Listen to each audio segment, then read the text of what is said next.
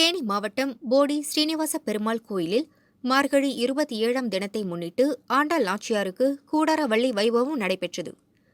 காலை 4:30 மணிக்கு ஸ்ரீனிவாச பெருமாள் மற்றும் ஆண்டாள் நாச்சியார் பத்மாவதி தாயார் சன்னதியில் எழுந்தருளினர்.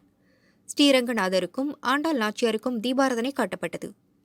ஆண்டாள் நாச்சியார் சூடி கொடுத்த மாலை ஸ்ரீரங்கநாதருக்கு சூட்டும் வைபவம் நடைபெற்றது. ஏராளமான பக்தர்கள் கலந்து கொண்டு தரிசனம் செய்தனர்.